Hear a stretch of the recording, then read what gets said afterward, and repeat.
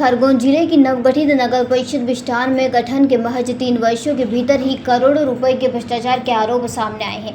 परिषद के पार्षदों द्वारा आरटीई के माध्यम से प्राप्त दस्तावेजों के आधार पर इस गड़बड़ी का खुलासा किया गया था।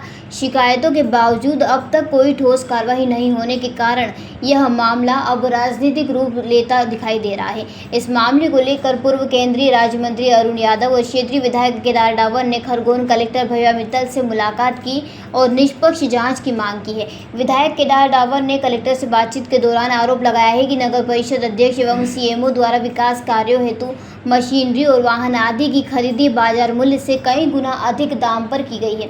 इसके अलावा रिपेयरिंग कार्यों के नाम पर फर्जी बिल लगाकर लाखों रुपए की राशि आहरित की गई है।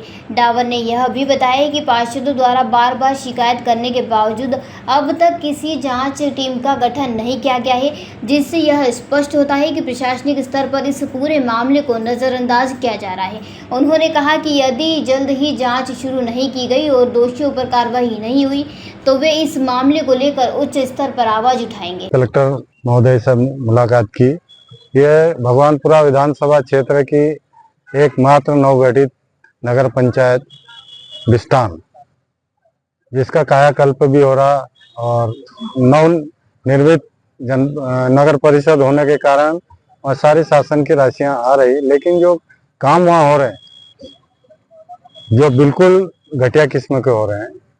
और वहाँ पे जो पानी के टैंकर और अन्य सामग्री जैसे फायर ब्रिगेड खरीदना है या और अन्य चीजें, उसका न्याय मतलब जो है राशि जो बाजार मूल्य से ज्यादा राशियां का भुगतान किया गया है।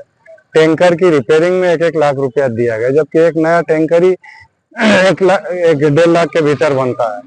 तो ऐसी वो अनेक अनियमितता है, जिसको लेकर पूर्व में भी जन सुनवाई में शिकायत की गई थी पार्षद गणों ने, बाद में भी की गई थी, जिसमें पत्रकार महोदयों ने भी उसमें समाचार में काफी छपा।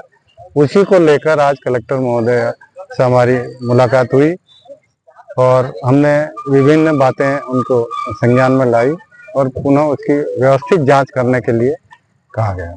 खरगोन से अबरार पठान की रिपोर्ट। जयराम जी, किशन काका, राम राम भाई, राम राम। क्या दोनों भाई बैठ के क्या हिसाब लगा रहे हो? ऊटी लहसुन के भाव आ गए क्या? अरे नहीं रे दादा, ये अपना रमेश नया मकान बनाने के लिए लोन ले रहा है। हिसाब किया तो पता चला कि लोन का पैसा तो ईंट और रेती में ही पूरा हो जाएगा। और अभी तो सीमेंट लानी है, सलिया लाना है और तो ठेकेदार को भी पैसे देने हैं। मेरे तो कुछ समझ में ही नहीं आ रहा कि कैसे बनेगा मेरा नया मकान। अरे किशन काका, कहाँ इन रेत सीमेंट और लाल ईंटों के चक्कर में पड़ रहे हो?